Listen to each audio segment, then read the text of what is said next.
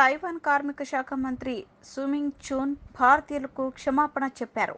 విదేశీ కార్మికుల నియామకం విషయంలో తాను చేసిన వ్యాఖ్యలు వివాదం కావడంపై చూన్ తాజాగా స్పందించారు. తన వ్యాఖ్యల వెనుక ఎలాంటి దురుద్దేశం లేదని, నియామక ప్రక్రియలో వర్ణ వివక్షకు చోటివ్వబోమని వివరణ ఇచ్చారు. కార్మికుల నియామకానికి అనుభవం, నాణ్యతకే ప్రాధాన్యత ఇస్తామని పేర్కొన్నారు. వలస కార్మికులైన తైవాన్ పౌరులైన ఎవరైనా సరే క్వాలిటీ వర్క్ కోసం సిద్ధం చేసుకున్న ప్రమాణాలకు లోబడి నియామకం చేపడతామని వివరించారు. ఈ మేరకు సుమింగ్ చూన్ మంగళవారం ఓ ప్రకటన విడుదల చేశారు.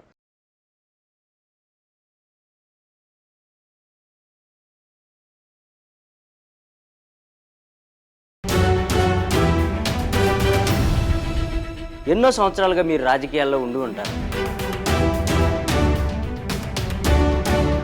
ఎన్నో కష్టనష్టాలు కోర్చి ప్రజల్లో నిలబడుంటారు. సామాన్య ప్రజలకి కొండంత అండగా ధైర్యాన్ని ఇచ్చుంటారు. నిజమైన ప్రజానాయకుడిగా ఉండవలసిన మీరు సామాన్యుడిగానే ఉండిపోయారా? ఒక ప్రజానాయకుడిగా త్వరగా ఎదగాలనుకుంటే S4 టీవీ న్యూస్తో కలిసి నడవండి, కలిసి గెలవండి. ఆసక్తి గలవారు సంప్రదించాల్సిన phone number 9100009277. Email address s4tvnews@gmail.com.